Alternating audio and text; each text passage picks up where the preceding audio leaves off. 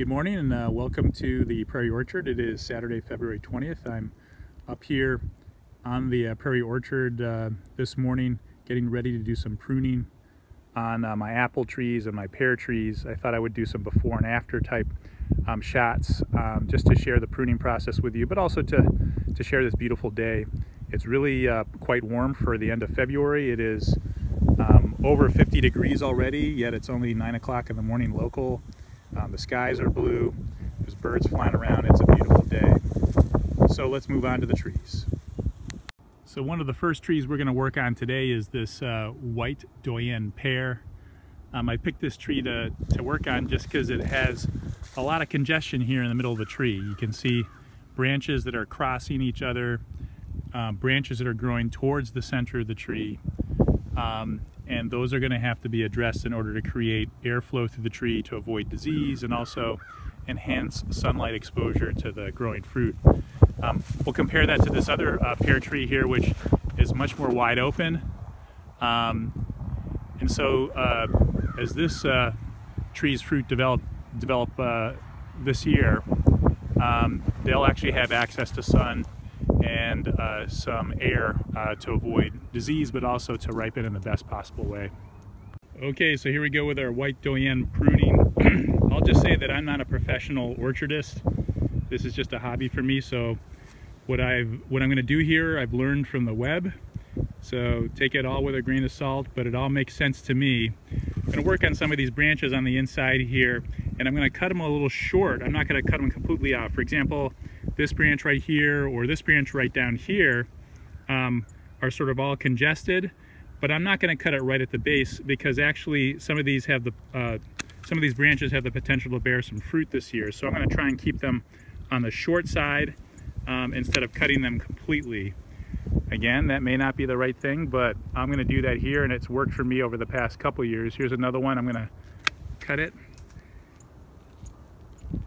short of the base of the branch. I'm going to give it a little bit of length to bear some fruit. Here's another branch that's pointing towards the center of the tree. So I'm just going to take that one off completely.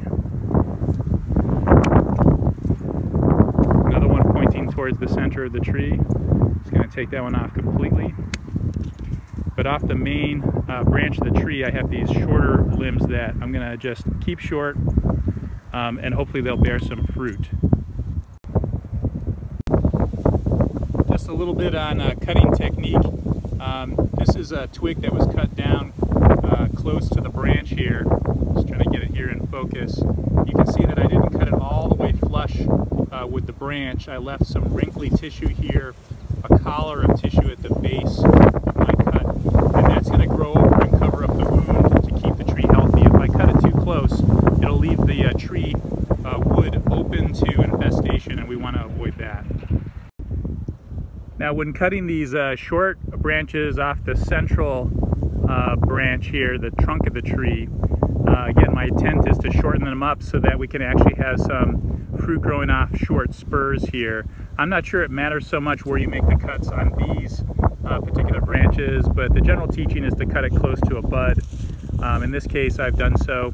And the bud will then grow out in the direction, the branch will grow out in the direction that the bud is pointing. So in a way you can shape the tree and anticipate the growth of the tree by making a cut near a bud that is pointing in a particular direction. Here's another case of crossing branches. You can see that this branch is coming over off of a side branch. It's starting to cross over this other side branch. I'd like to preserve that long branch and this long branch, but this is in conflict here. So I'm just going to have to reach in and actually make the cut here.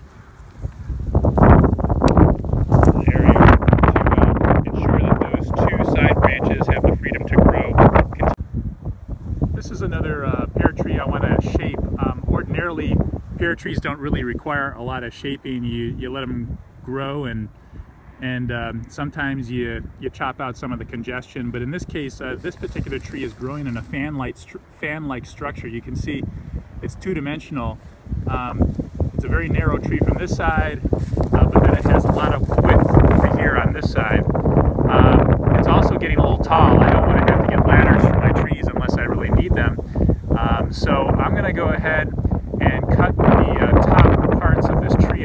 I'm going to pick some buds that are facing away from the plane of the fan so that I get some width to this tree, starting up here at the top of the tree. So here I am. I'm going to pull down this tall branch. We can see there's the last growth ring. That's all of last year's growth, which is pretty substantial. I might just have to sacrifice that growth because I want the tree to be a little bit lower.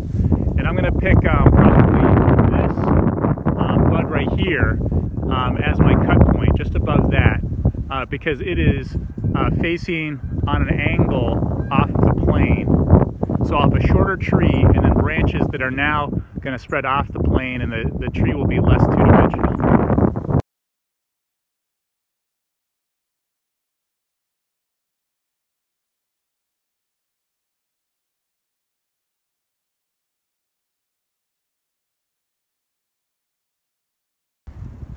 Now we're into our apple trees, and this is a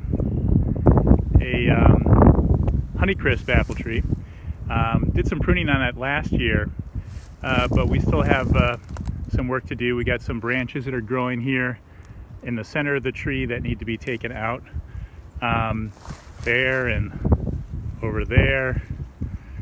Branches that are growing up high into the tree here. They're pointing up into the tree. We got to take care of those. So after a little work here, you can see that the Honeycrisp tree has a center that's actually much less congested. You can see we're going to need to do some work up higher in the branches, especially in that one in the center of my view right now, but the center has opened up in this tree. So here's another Honeycrisp tree before I pruned it for our before picture.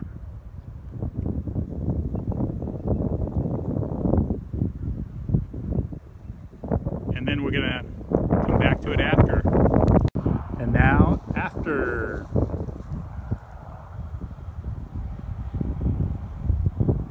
So not a brutal pruning of the tree, but I think enough to shape the tree and give it some air this coming spring and summer. One neat demonstration of just how warm things are this winter are these eggs. These are local eggs from people who own their own hens. I bought them at a local flea market.